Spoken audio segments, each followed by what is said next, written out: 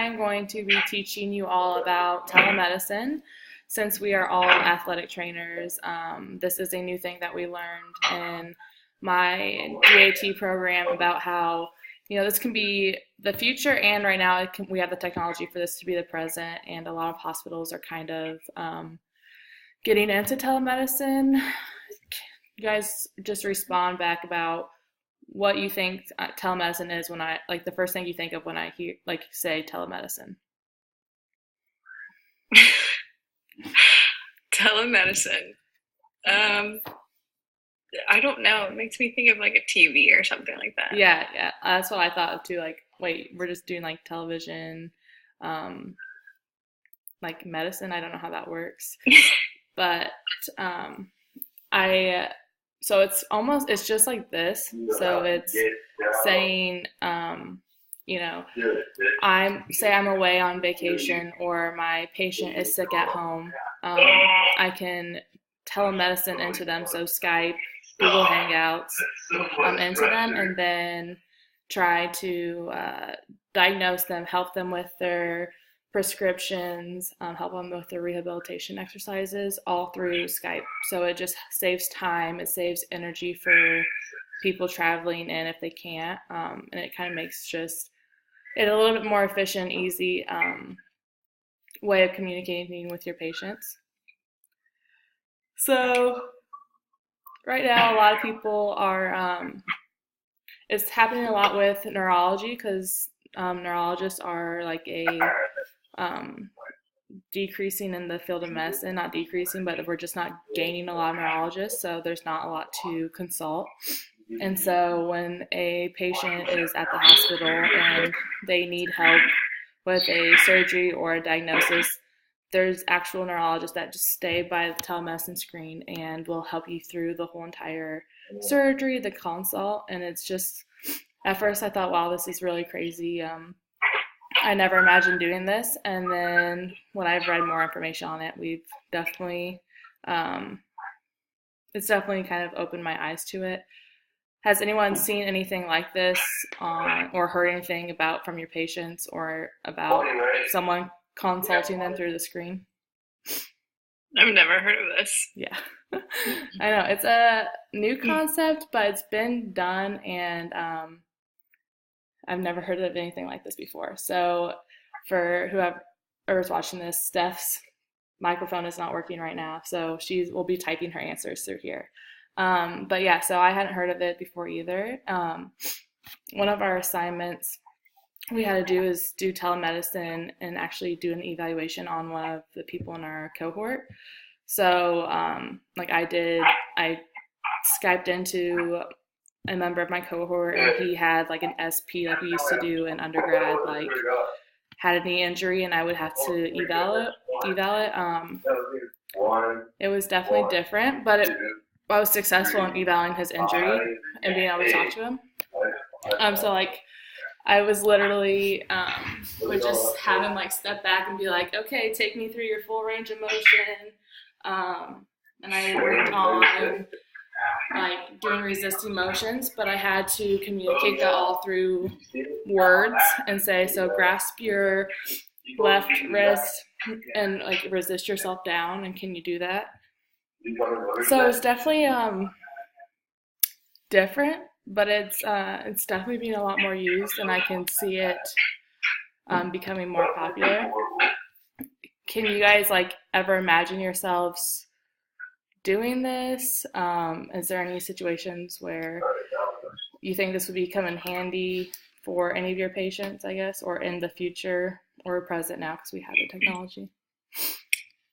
I guess right now it might be handy if, say, a team is traveling and then somebody gets hurt.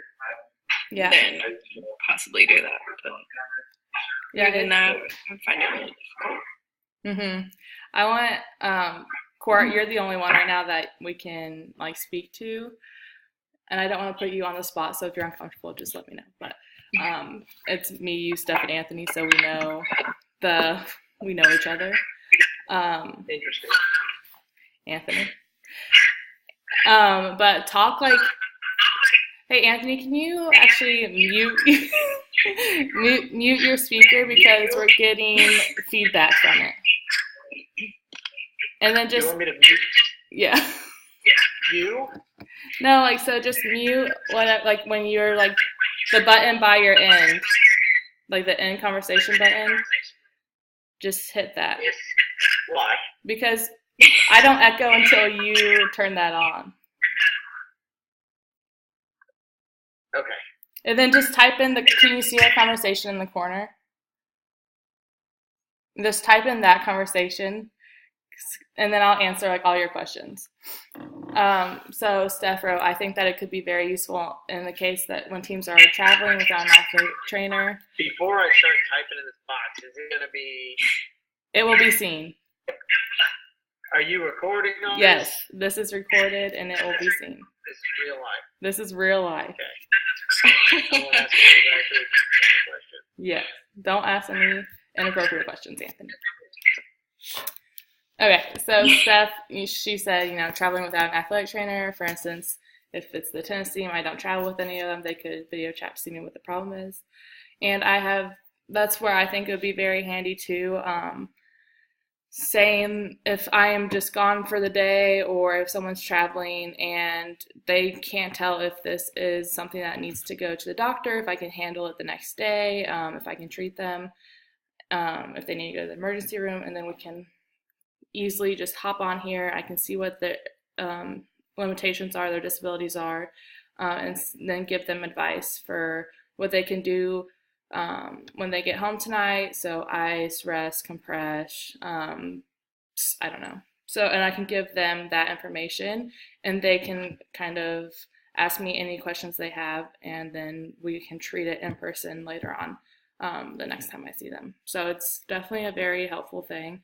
Anthony, I know you kind of missed out a little bit on the beginning, but I was just asking them, I was telling them about telemedicine. So it's when I'm Skyping you guys right now and I'm going through an evaluation on somebody and when I'm not in person. So the differences are like you just have to really focus on being able to use your words and not just be like, oh yeah, palpate your clavicle all the way through. You have to be like, okay, find your collarbone. Can you press all the way until where you feel like it ends, and where on that collarbone is the most tender point. And then it's actually very reliable. Like people know where their pain is and they're going to let you know. I had my guy like lift up his pant, put his hand right where it hurts. And I was able to get a good evaluation on him. I think it's also, we don't have to think of it as necessarily straight for us for evaluation, so it can be used in many different ways. So say that, as new clinicians, we are dealing with stuff that we have never seen before. So if we have a patient and maybe, like Courtney, you live in a pretty rural area, and say like your physician is 30 minutes away. Mm-hmm. If you have a question about that, and if you and your physician sit down and have the conversation about, do you have this technology on your phone? Are you comfortable with me being able to, Skype you in your free time between patients and let you see this patient? Then that can work easily, and it will save, first off, the patient the cost of seeing the physician and the physician time and energy. So it's very helpful. I also think of it as things like, all of us work with healthy young athletes. But say, you guys are both, Seth, you're working out of college.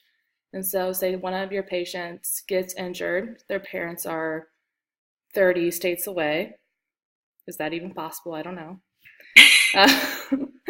But say they're very concerned about their son or daughter and what care is given to them, and they don't have the means to maybe travel out there and see you, then this is the way that you can communicate to them and tell them all of the things that we want your daughter to do. And you can have that patient with you by your side, talking to their parents.